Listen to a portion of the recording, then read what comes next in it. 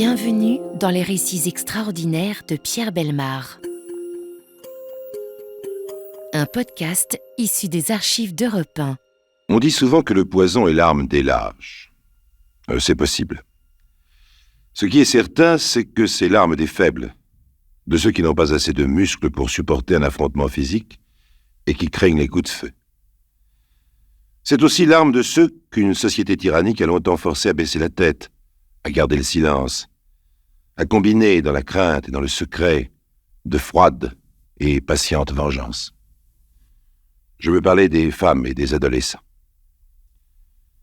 Mais on oublie d'ajouter que le poison est également l'arme des ignorants et des étourdis. L'empoisonneur s'imagine que sa victime va succomber d'une manière toute naturelle, que son entourage n'y prendra pas garde, que personne ne se posera de questions. Quelle erreur! Le poison laisse des traces aussi éclatantes qu'une balle de revolver. On dirait que les criminels de ce genre n'ont jamais vu un chien foudroyé par la mort au rat. Et pourtant, c'est dans les campagnes que l'on rencontre le plus souvent des meurtres par l'arsenic, et ceci pour une raison très simple. Ce produit redoutable est indispensable pour lutter contre les animaux nuisibles. C'est donc dans les campagnes qu'il est le plus facile de s'en procurer. C'est précisément dans une petite commune de l'Orléanais, Saint-Siméon, que s'est déroulé le drame dont je vous présente aujourd'hui le dossier. Un double drame dont les circonstances inspirent moins de répugnance que de tristesse et de pitié.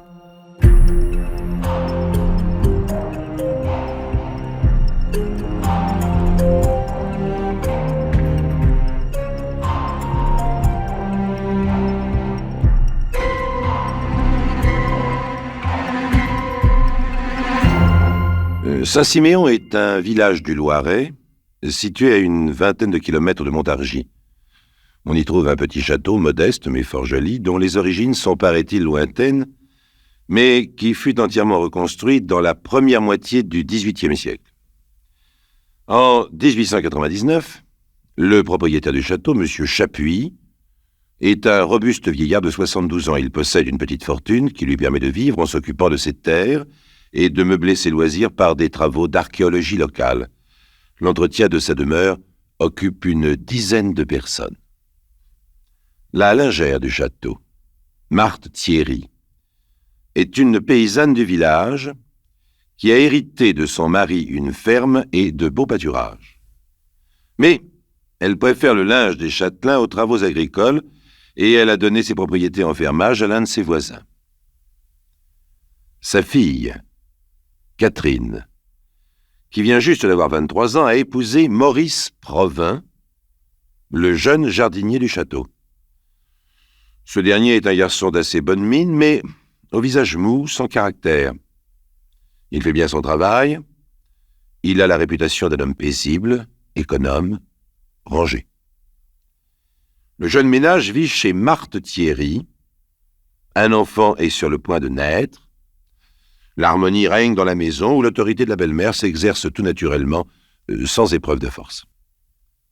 La servante du château est une jeune fille qui n'a pas 20 ans, Louise Salvé. Elle est originaire d'un hameau éloigné et fille de paysan, elle aussi, mais elle n'en a pas d'allure. Elle est fine, vive, coquette. Dans son visage mince et lisse, une certaine dureté se manifeste qui trahit ses ambitions. Elle ne sera jamais paysanne, c'est certain, et elle ne restera peut-être pas domestique. Il ne faut pas longtemps pour qu'une sorte d'intrigue se noue entre la jeune servante et le jardinier. Maurice Provin dira plus tard que c'est elle qui a fait les premiers pas. Elle était toujours après moi, gémira-t-il. Et c'est probablement la vérité. Car Provin n'a pas assez d'audace ni même d'imagination pour prendre l'initiative d'une telle aventure.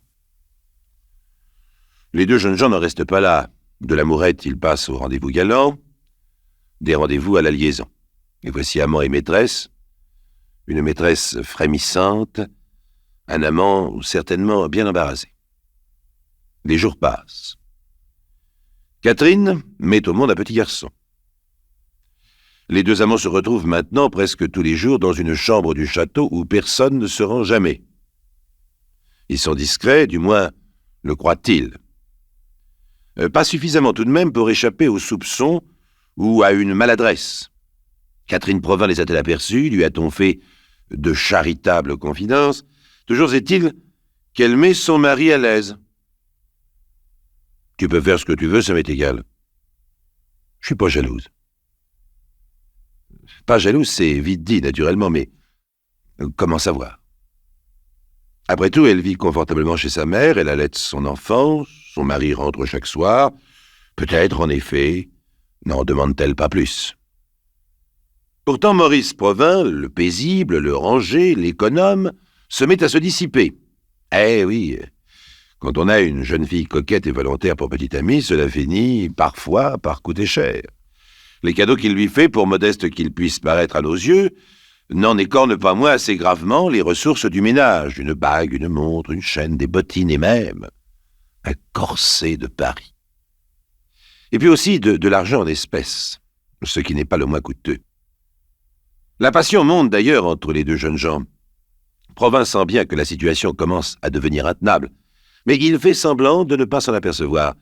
Il ne pense pas à l'avenir, il ne voit pas que très bientôt, quelque chose va se briser d'une manière irrémédiable.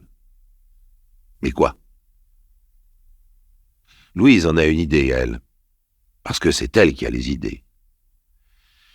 Elle n'en a qu'un petit nombre, mais précise, et solidement accrochée derrière son fond têtu. « Si tu devenais veuve, dit-elle, on se marierait. » « Oui, mais je suis pas veuf. »«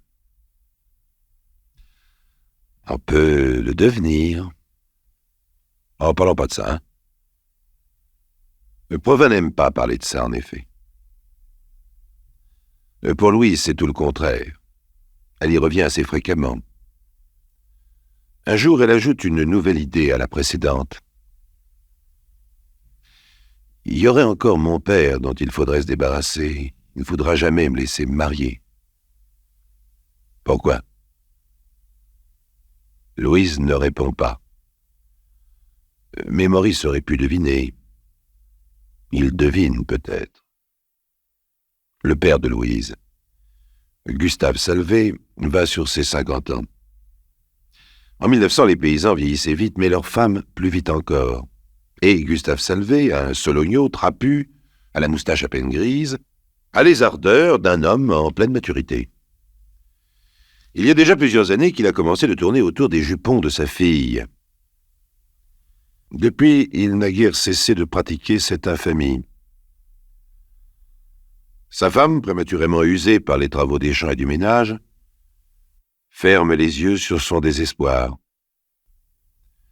Les gens du pays considèrent avec une indulgence méprisante et railleuse les frasques familiales de ce gaillard de Gustave. Et Louise? On ne sait pas, on ne sait rien. Louise n'a jamais rien dit. Elle n'a jamais accepté de dire un seul mot sur ce dramatique sujet. On peut imaginer qu'elle a serré les dents. On peut aussi supposer que, grande vie mise à part, quand elle est venue travailler chez M. Chapuis dans le château de Saint-Siméon, c'était pour se mettre à l'abri des exigences paternelles. Maintenant, c'est à son tour de devenir exigeante. Elle possède déjà Maurice en secret, elle veut la voir au grand jour, pour elle toute seule. Mais elle ne perd pas de vue certains détails matériels. « Tu devrais faire un testament à Catherine, dit-elle un jour. Qu'elle te laisse son bien, si elle venait à mourir. Je veux savoir ce qu'elle a. » Mais, enfin voyons, ma femme se ficherait de moi si je lui parlais de testament. Et c'est toujours. Et puis insiste un peu. Provin essaie et il insiste. Et Catherine, aveugle ou indifférente, signe tout ce que l'on veut.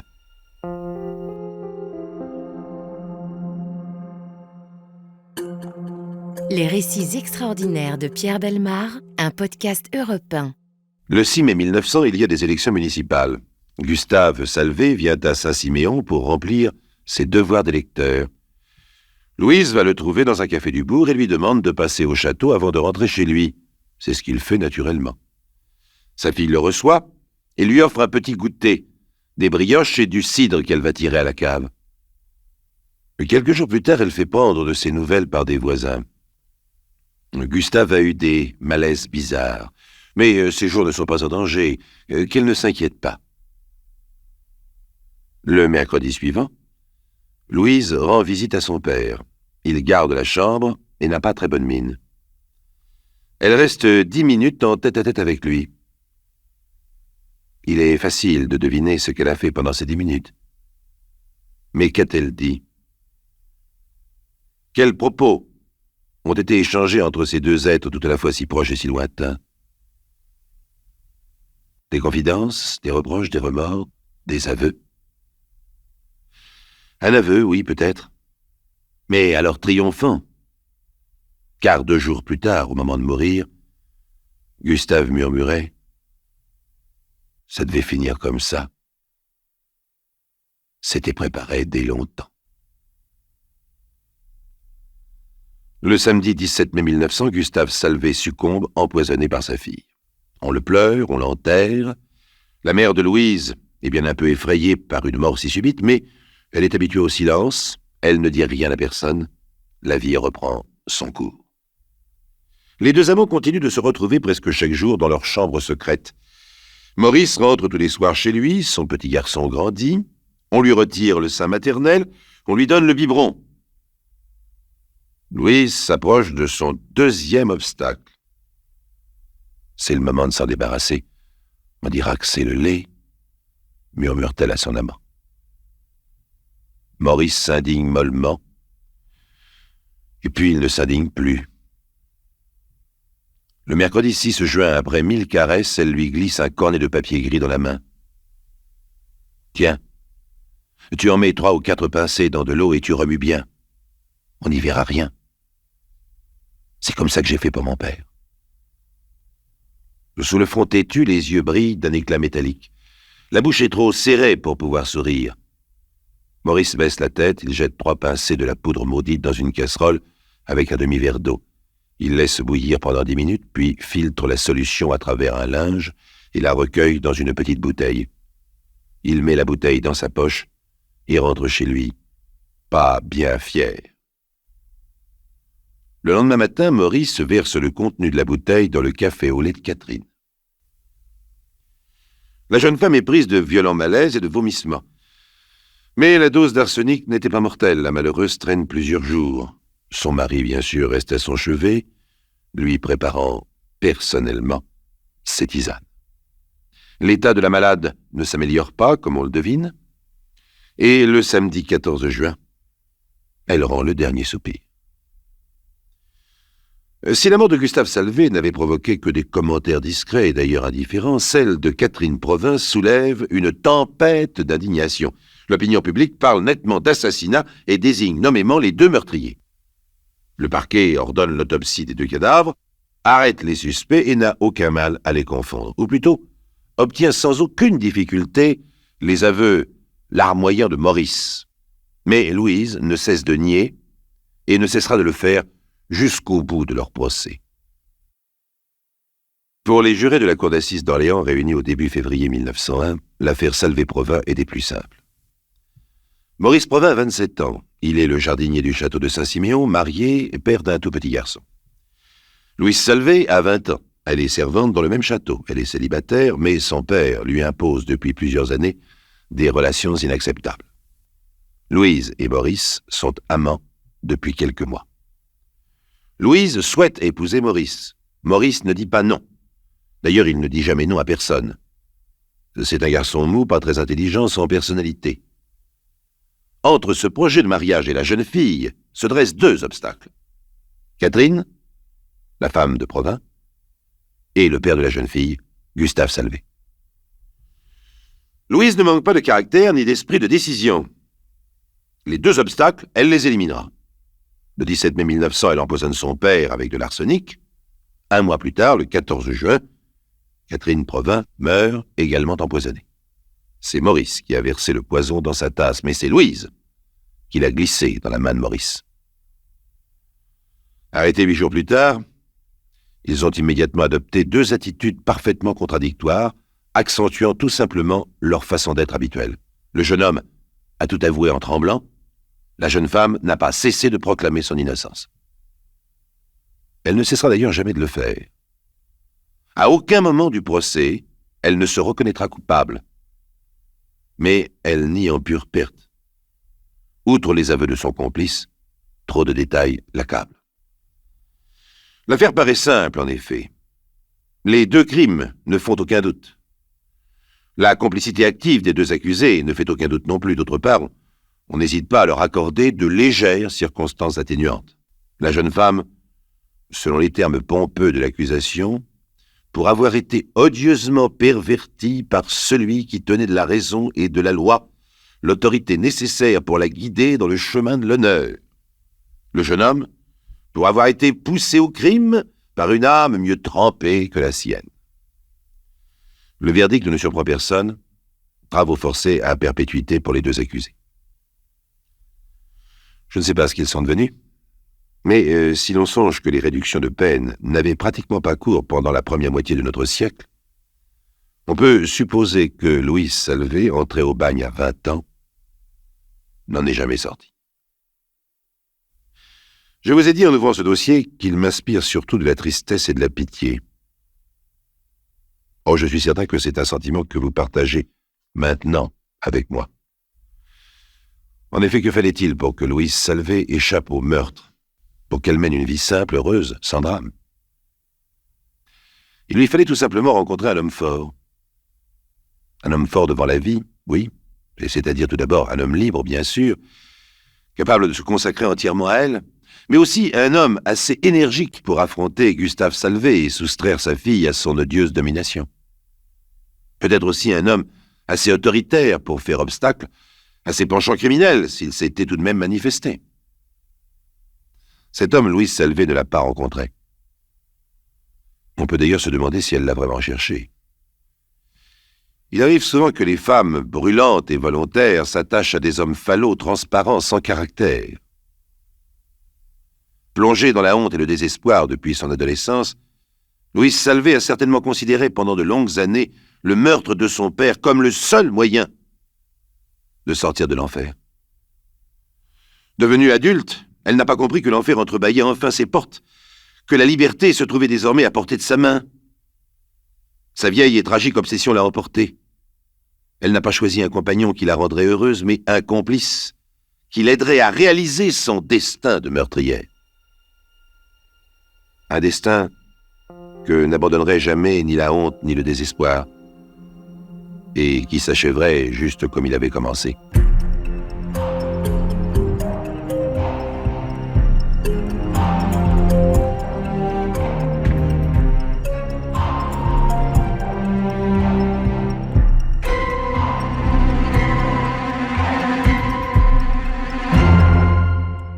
Vous venez d'écouter Les récits extraordinaires de Pierre Bellemare, un podcast issu des archives d'Europe 1 et produit par Europe 1 Studio.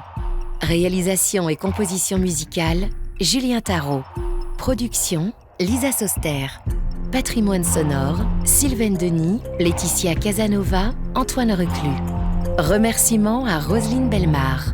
Les récits extraordinaires sont disponibles sur le site et l'appli Europe 1. Écoutez aussi le prochain épisode en vous abonnant gratuitement sur votre plateforme d'écoute préférée.